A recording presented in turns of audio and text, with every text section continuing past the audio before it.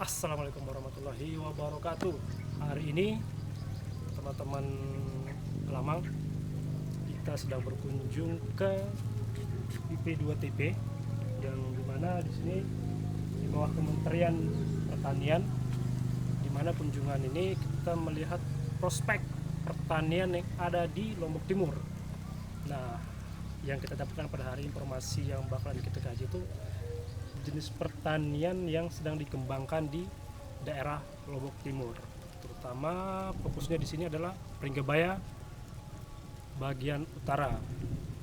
Nah, teman-teman sekalian yang ingin tahu tentang teknik penanaman jagung seperti apa ataupun teknik penanaman yang lainnya, bisa juga berkunjung di sini, dan tempat ini terbuka untuk teman-teman sekalian yang ingin belajar.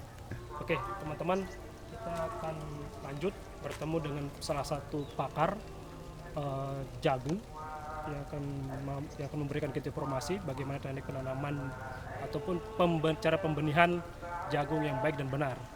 Oke, kita lanjut. Salah satunya ini tanaman buah naga yang sedang dikembangkan di sini. Di sekitaran ini, di belakang saya ini banyak sekali buah naga yang sedang dikembangkan. Teman-teman sekalian, mungkin teman-teman tertarik menanam buah naga, bisa saja langsung ke sini untuk bertanya.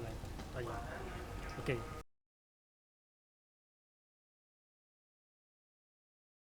Populasi tanaman jagung kita berkisar antara 60.000 sampai 80.000. Itu idealnya sebenarnya ya. Dengan jarak tanam 70 kali 20. Ya, paling tidak seperti itu. Bapak bisa kalikan, kalau 60.000 yang tumbuh, semuanya tumbuh, katakanlah 4 tongkol sekilo. Bapak bisa kalikan berapa ton dia dapat kita.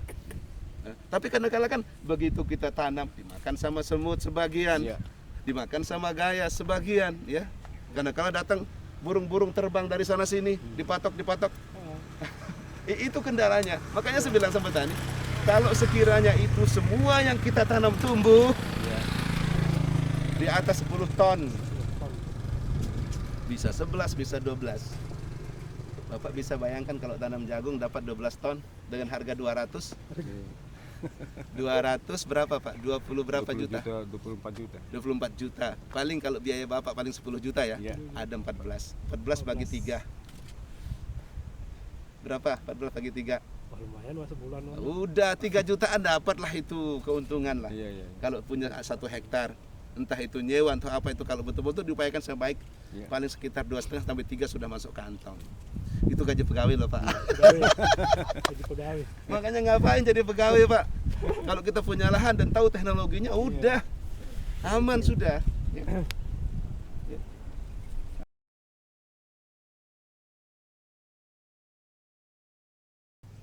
Sampai 60 hari paling tidak ya, 55 hari paling tidak ya, sudah keluar bunga jantan maupun bunga betina ya. Ini kalau dia sudah keluar bunga, jadi yang ada di atas itu bunga jantan, yang di bawah bunga betina. Jadi nanti yang 4 baris itu begitu dia sudah mulai muncul, belum pecah ya. Bunga jantan belum pecah, belum muncul serbuk sarinya, sudah kita cabut. Itu yang disebut dengan data selling ya. Data selling. Kita cabut semua itu 4 baris. Yang jantan kita biarkan. Nah, supaya nanti akan terjadi penyerbukan silang. Jadi dia tidak menyerbuki dirinya sendiri. Gitu. Dia tidak menyerbuki dirinya sendiri. Jadi tingkat keberhasilan daripada perbenihan di situ. Kalau ada satu saja yang ketinggalan, satu saja, maka dia akan menyerbuki teman-temannya yang lain. Nah, misalkan yang betina ya, arak kelupaan sekek doang, lupa kita cabut, sudah pecah serbuk sarinya, itu ribuan loh banyaknya, jutaan itu banyaknya, itu akan nyebar, berarti dia menyerbuki dirinya sendiri, berarti tidak bagus. Makanya kalau untuk perbenihan ada 2 hal yang perlu diperhatikan, ada istilahnya isolasi jarak dan ada namanya isolasi waktu. Ya. Jaraknya paling tidak 300 meter dari tanaman petani yang bersamaan kita tanam. Ya, kurang lebih 300 meter. Sehingga tidak terjadi perkawinan silang dengan petani punya. Itu persyaratan pertama.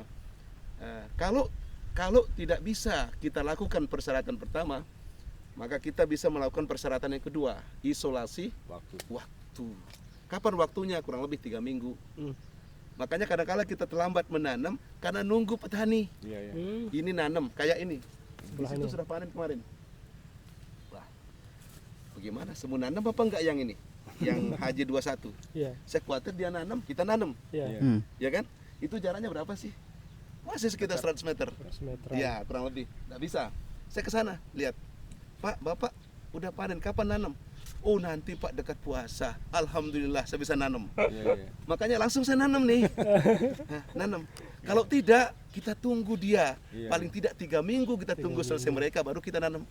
Atau kita yang dulu nanam, 3 minggu kemudian baru dia nanam. Gitu. Supaya jangan terjadi perkawinan silang. Makanya perlu nanya kepada mereka ini. Iya, jelas. Kita survei dulu. Khusus untuk perbenihan. Makanya kalau Bapak ngadakan perbenihan misalkan skala luas, paling tidak di komplek itu harus semua nanam perbenihannya. Jangan misalkan sekarang kita di sini tidak perbenihan 1 hektar, di sebelah kita tanam jagung biasa, BC2, C7 macam-macam. Udah, bukan perbenihan itu. Nah ini misalnya Pak ini, Iya. kan kita kan masih buta dalam mencari benih indukan. Iya. Bagaimana kalau ini betinanya dari bisa 18, terus pejantannya NASA?